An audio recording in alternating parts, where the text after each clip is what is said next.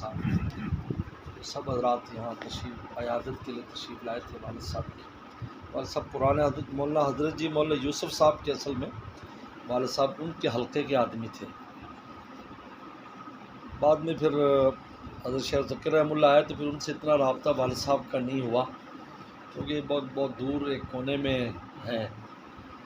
لیکن ایک سالانہ اجتماع میں اور درمیان میں بھی والد صاحب جاتے تھے ہمیشہ.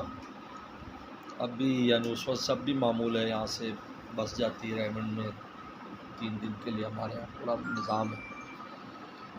یہیں سے شروع کیا. والد صاحب پہلے امیر تھے، بعد میں پھر ایک اور ساتھی بوڑھے ہو گئے تو ایک اور ساتھی کو امیر بنا دیا بھائی خورشید صاحب کو. اس کے بعد شورا ہے.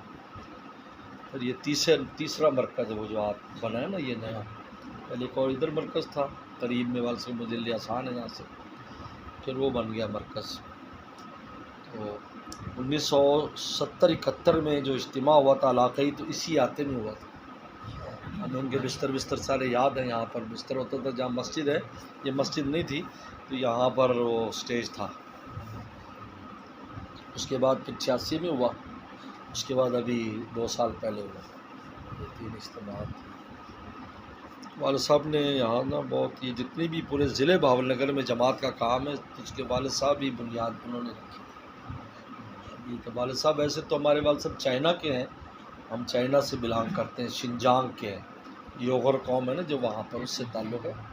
تو پھر والد صاحب نے 1944 میں دیوبند میں پڑھا تھا تو 42 میں پھر 2 سال وہاں رہے ہیں کیونکہ پیچھے چائنا کا قبضہ ہو گیا تھا. 1937 میں چائنا نے تمام جو وہاں کے لوگ تھے ان کو چائنیز پاسپورٹ جاری کر دیا تھا. ہمارے والد صاحب چائنیز پاسپورٹ بھی ہے. ہاں جی 1937 میں دیوبند میں آئے تو جتنے چائنیز لوگ تھے بچے تھے ان کو کہا بھی اب تم وہاں سے چائنیز ہو، تم وہ پرانا جو شرقی ترکستان ہے وہ نہیں. پھر والد صاحب ہجرت کر لی، پھر ان کے استاد یہاں لے آئے بہاول نگر. اس طرح والد صاحب آئے. یہاں جو مساجد ہیں جتنی بھی ہیں سب کے بانی ببانی والد صاحب ہی ہیں.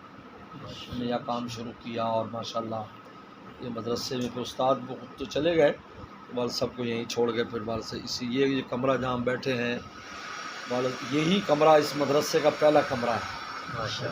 یہ پہلے کچا کمرہ تھا تو والد صاحب کو یہ دیا ہوا تھا.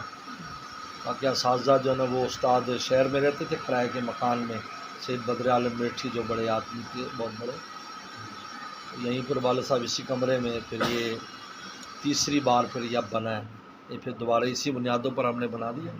یہ تخت بھی والد صاحب کا ہی بنایا ہوا ہے. یہ والد صاحب کا جو وطن ہے وہ ہمارا وہ ختن چائنا میں، اس میں ہر گھر میں ایسی ایک نشست ہوتی ہے. ہاں جی. پھر والد صاحب آخر میں سبق بھی بخاری شریف یہیں پڑھاتے تھے تو طلبہ یہاں سارے بیٹھ جاتے تھے تو یہیں پڑھاتے تھے. تو اس طریقے پر انہوں نے 92 کے شروع میں انتقال ہوا. یہاں آپ کو جتنا بھی کام، اس لیے یہاں بہت مسجدیں ہیں. اس دن فیصل آباد کی جماعت آئی تو کہتے 277 مسجدیں آپ کے یہاں جہاں جماعت جاتی ہے. کہتے کسی بھی شہر میں سب سے بڑی یہ تعداد ہے. کہتے ہر مسجد، ہر بڑی چھوٹی مسجد جو ہے نا وہ الحمدللہ والد صاحب نے، کیونکہ والد صاحب بھی بڑے عالم تھے یہاں پر، اور اتنا بڑا عالم دیوبند کا پڑھا، حضرت مدنی کے شاگرد ہر جگہ پر کہاں آسانی سے ملتا ہے. بڑے بڑے شہر خالی رہے. پھر یہ جماعت کا کام انہوں نے ساتھ شروع کر دیا. لہٰذا ہمارے شہر پر بڑا دینی الحمدللہ ماحول غلبہ. انہوں نے بڑا، بلکہ پرانے لوگ جو کہتے جی، میں آسٹریلیا گیا تھا 2012 میں، وہاں سے دعوت آئی تھی. ہمارے شیخ نے پھر میری تشکیل کی تھی، شاہ کی مختر صاحب رحمۃ اللہ علیہ ہمارے مرشد تھے. اس کمرے میں 3 دن وہ بھی رہ کر گئے ہیں. یہاں تشریف لائے تھے. میں وہاں گیا تو وہاں پہلے مرکز ہے میلبرن میں، تو اس مرکز میں میرا پہلا بیان تھا. کیونکہ وہاں جو مفتی صاحب بڑے تھے وہ یہاں وقت لگا کر گئے تھے.